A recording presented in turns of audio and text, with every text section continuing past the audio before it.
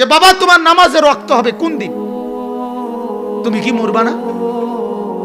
কথা বলেন না। তোমার কি আখিরাত নাই? তো তোমারে ফিরাবে কে? তোমার কি কোনো কথা শোনা দরকার নেই? আল্লাহ আমাদেরকে বুঝার তৌফিক দান করে। যে সমাজটাতে হচ্ছে কি, এই ছেলেগুলো নামাজ পড়ে না কেন? ফজরের নামাজে আমাদের মসজিদে মুসল্লি নাই কেন? আমাদের মহল্লায় আমার এলাকার ছেলেগুলো মুসলমান পরিচয় দেওয়ার পরেও এরা এক ওয়াক্ত নামাজ মসজিদে আসে না কেন?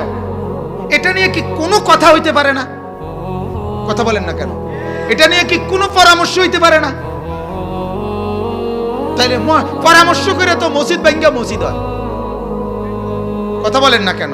পরামর্শ করে পুরান মসজিদ ভাঙ্গা নতুন মসজিদ হয় না? পরামর্শ করে টাকা টুকা কালেকশন করে মানুষের আতফাও ধরিয়া বিদেশের টাকা দেশের টাকা রাস্তার মধ্যে মাইক লাগাইয়া টাকা দিয়া উড়াইয়া তারপরে মসজিদ বানাইতে পারে না? অনেক ছেলে এমনও তো আছে যারে উৎসাহ দিলে, পিঠে হাত বুলাইয়া দিলে সে রাস্তার পাশে দাঁড়াইয়া মসজিদে লেগে টাকা উঠায়, যদিও সে নামাজ পড়ে না। এমন আছে না? তাহলে বুঝা গেল একটু দরদ নিয়ে বললে আরে সে এক সপ্তাহের মধ্যে একটা নামাজও পড়বে না, 6 মাসের মধ্যে একদিনও ফজরের নামাজ পড়বে না। এত শক্ত হে না মুসলমান যে আছে, কমপক্ষে যার কলিজার ভিতরে ঈমান আছে, আরে যার কানে আজান হইছে জন্মের পরে, মুসলমান মা বাবার ঘরে জন্ম নিছে, যে আল্লাহর কসম তার কলিজা এত শক্ত হইতে পারে না, এত পাথর হয় না মিয়া। শুধু অভিভাবকের গাফলতি, পরিবারের খামখেয়ালি আজকে সন্তানগুলোকে বরবাদ করে দিচ্ছে।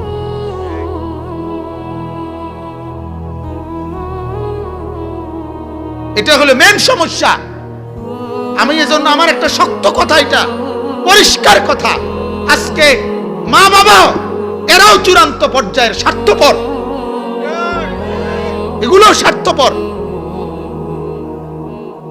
এগুলোর কথা হইল শুধু ভাত তরকারির বুঝ হইতে হইব। আমার চাকরি করবি, নয় দোকানদারি করবি, নয় ব্যবসা করবি, নয় বিদেশ যাবি, নয় টাকা কামাইবি, টাকা দরকার, যেমনে করস করস। মা বাপের বুঝ হইল এটা, আমার টেয়ার বুঝ হইলে হইছে, টাকার বুঝ হইলে হইছে। টাকা দরকার আমার, তোর চরিত্র থাকুক বা না থাকুক, তোর আখিরাত থাকুক বা না থাকুক, আমার টাকা দরকার। কিন্তু আল্লাহর কসম আমি স্পষ্ট বলি, আমার স্পষ্ট মনে আছে আমার বাবা বলছে যে ফুত আমার টাকা দরকার নাই, আমার পড়া দরকার। আমার মা বলছে আমার টাকা দরকার নাই, আমার পড়া দরকার। মায়ের চোখের পানি, বাবার কঠোর শাসন, দুইটা মিলছে। আল্লাহ তাআলা 5 ভাই, আমরা 5 ভাই আলেমে দ্বীন হইছে আলহামদুলিল্লাহ। দুটোটাই ছিল, মার চোখের পানি, বাবার কঠোর শাসন। আমি জীবনে একবার, শুধু আমার পড়ালেখার হায়াতে আমি একবার বলছিলাম আব্বারে, শুধু আব্বা আমি এই মাদ্রাসায় পড়তাম না, একটা মাদ্রাসার ব্যাপারে, মানে মাদ্রাসার তো ফরুম কিন্তু এটা পড়তাম না। কথাটা বুঝছেন না? আমার আব্বা স্পষ্ট আমার মনে আছে, আমার আব্বা বলছে পরের বেলা ভাত আমার ঘরে আর খাইও না, পরের লোকমা ভাত আমার ঘরে খাইও না, আমার ঘরের ভাত একদম নিষেধ করে দিলাম, বাইরে এখনই বাইরে, যেখানে গিয়া ভাত মিলে হেনে খাও, তোমার কামাই করে তুমি যেটা মনে করে খাও, বাইরে। পরে সুন্দর করে মাদ্রাসা দিয়েছি। কথা বুঝছেন? বাবার কঠোর শাসন ছিল, পরের লোকমা ভাত নিষেধ করে দিয়েছে, যে ভাত খাইও না করে। আর আজকে 8 বছরের বাচ্চাটা, 10 বছরের বাচ্চা, 10 বছরের একটা বাচ্চার উপরও কি মুসলমানের কোনো কন্ট্রোল নাই? ক্লাস 8-এ পড়ুন একটা ছেলের উপরে মা বাবার কোনো নিয়ন্ত্রণ নাই। কথা বলেন না কেন? তাহলে ওই ছেলেটাকে একটাবার বলে না কেন যে তুই নামাজ পড়বি কোন দিন? বলেন মিয়া, কেন এত ডাকাত হয়ে গেলাম? কেন এত পাষাণ হয়ে গেলাম? হায় হায় হায়, আহারে মুসলমান, এতগুলো ছেলে এই দোকানগুলোর মধ্যে যে আড্ডা দিচ্ছে, এগুলো মাগরিবের নামাজ পড়ছে? আমি তো মাগরিবের, আমার বয়ান এখানে মাগরিবের নামাজের পরে আবু বকর ভাইয়ের সাথে আমি কথা বলছি, মাওলানা আবু বকরের সাথে। এরপরে আমি জামাত ওই যে আব্দুল মজিদ কলেজের গেটের সাথে একটা ছোট্ট মসজিদ আছে, টিনের ঘরের একটা মসজিদ, ওইখানে জামাত পড়ে আবার টান দিয়ে আইসা তো এখানে বয়ানে ঢুকছি। তাহলে আমার ওয়াজ এটা যেমন দরকার, আমার নামাজ তার চাইতে কোটি গুণ বেশি দরকার। এদের নামাজ কোথায়? এরা কোন দিন নামাজ পড়বে বাজান? এদেরকে কে ফিরাবে? আপনারা বলেন। আমারে যদি বলেন, আমি আপনাদের কাছে গিয়ে কান্দি, আপনাদের বুকে ধরে কাঁদি। আপনারা বলেন। আশ্চর্য, আমার অবাক লাগছে যে মানে পোলা কি কইল। আহারে, হায় হায় হায়, এত পচে গেলাম। অথচ মানুষের যেই কোনো মানুষ এটা বুঝে, গাছের গোড়া শক্ত অংশ এত সকালে তো ভাঙ্গে যায় না। তাহলে একটা 18-20 বছরের যুবক এত সকাল তো নষ্ট হয়ে যাওয়ার কথা না। এখন তো তাগড়ার সময়, এই সময়টাও তার এক ওয়াক্ত নামাজ পড়তে মন চায় না। এ ভবিষ্যতে করবেটা কি? যে ছেলেগুলো আজকে বড় হইতেছে এক ওয়াক্ত নামাজ না পড়ে, এদের সন্তান মসজিদকেও তো স্বীকার করবে না। কথা বলেন না কেন? এদের সন্তান তো কোরআনকেও স্বীকার করবে। কোরআন আবার কি?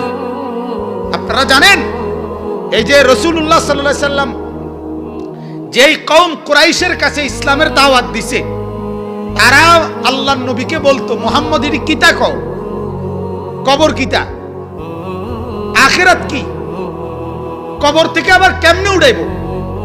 এই কোরআনে আছে, ওয়ারাবা লানা মাসালান ওয়া নাসিয়া খালকা ক্বালা মান ইউহয়িল ইযামা ওয়া হিয়া রামীম। মক্কার কুরাইশের এক কাফের বলতে নবীকে, মুহাম্মদ যেই হাড্ডি গুঁড়া হইয়া পাউডার হয়ে গেছে, মাটির সাথে মিশে গেছে, এটারে তোমার খোদায় কেমনে উড়াইব? তার মানে এরা আখিরাত চিনতেছে না। কথাটা আমার বুঝছেন? এরা পরকাল চিনতেছে না, এরা কবর বুঝতেছে না।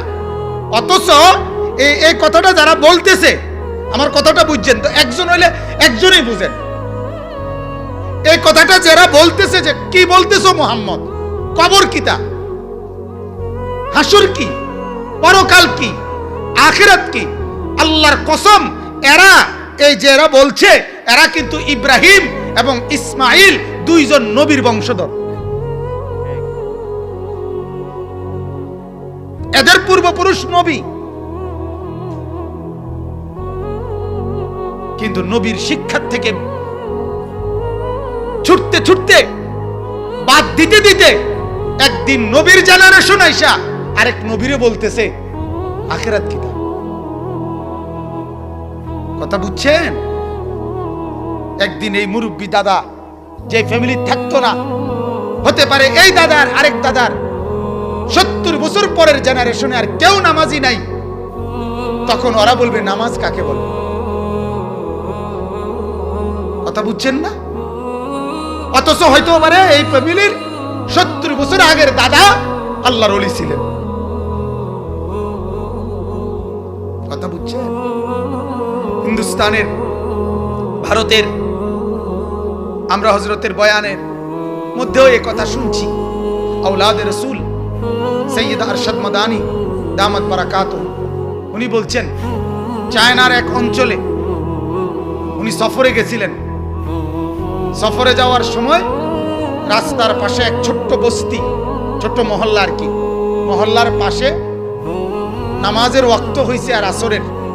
তো রাস্তার পাশেই রুমাল বিছায়া ওনার গাড়ি আর সাথে যে কয়জন ওনারা নামাজ পড়ছেন।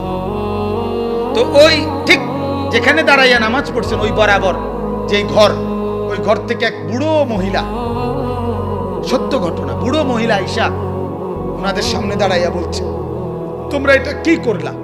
এই যে এখন, তখন ওই যে চায়নার যেই দোভাষী সে বুঝাই দিছে যে এটা আমাদের ধর্মের প্রেয়ার, মানে প্রার্থনা। আমরা মুসলমান, আমাদের সৃষ্টিকর্তার উপাসনা এভাবে করতে হয়। কথা বুঝছেন নি? এটা আমরা করছি। এখন ওই মহিলা, এই বৃদ্ধা মহিলা, 90 বছরের বুড়ো মহিলা চোখের পানি ছেড়ে কাঁদা দিছে। কাঁদা বলতেছে, আমি যখন ছোট ছিলাম, ওই মহিলা বলতেছে, আমি যখন ছোট ছিলাম, ছোট্ট, আমার এখন মনে হইতেছে যে আমার ফ্যামিলিতে আমার দাদা নানারা, মুরব্বীরা এরকমটা করত।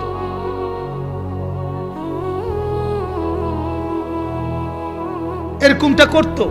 আচ্ছা, তোমাদের এটা দেখে আমার ওই স্মৃতি মনে হয়েছে। কথা বুঝছে?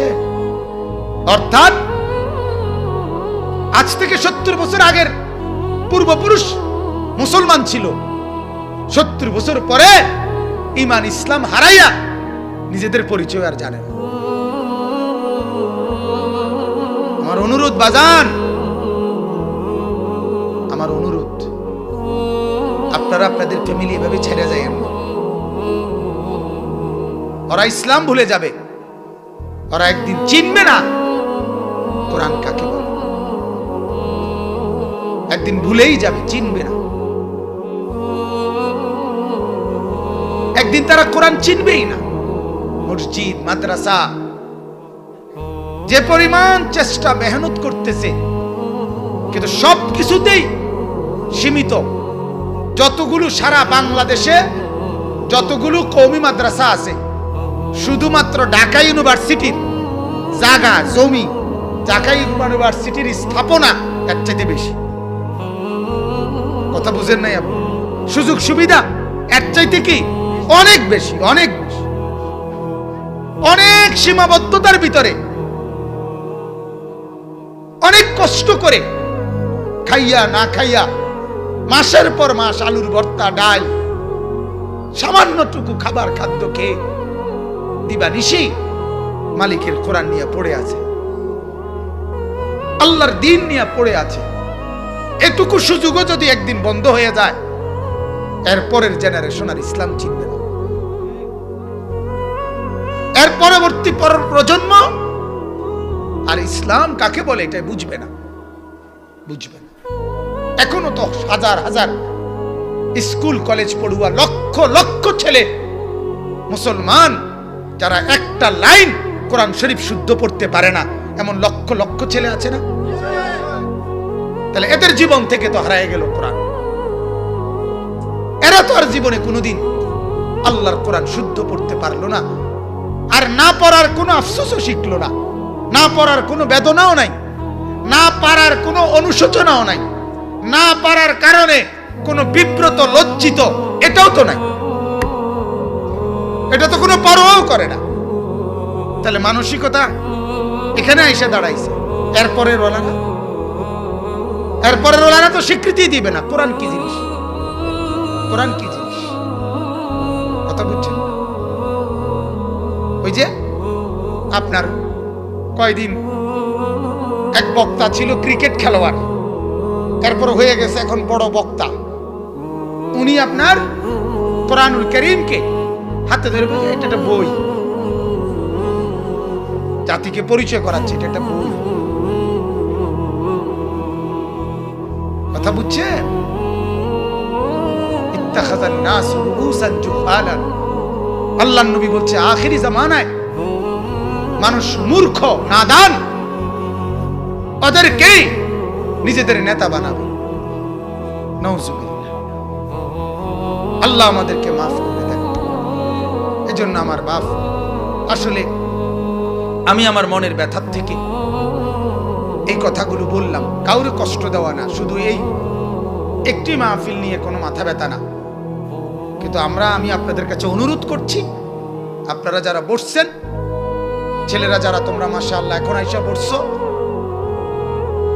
তোমাদের কাছে অনুরোধ বাজান, ওয়াজ মাহফিলের দিন আল্লাহর কোরআন যেখানে হয় সেদিন তুমি এই দোকানপাটে হাঁটতো না। সেদিনের এই বুট, সেদিনের বাদাম প্রয়োজনে না খাও, ওই দিনের চটপুটি না খাও। কারণ আল্লাহর কোরআন একটা দিন, একটা ঘন্টা পুরা বন্ধু বান্ধব দুনিয়াবি ব্যস্ততার থেকে আলাদা হয়ে আল্লাহর কোরআনের কথা একটু শোনো, তাহলে ফায়দা হবে, কলিজায় নূর আসবে। আপনাদের কাছে অনুরোধ, আপনারা একটু ফিকির করবেন, যে যেখানে মাহফিল করার।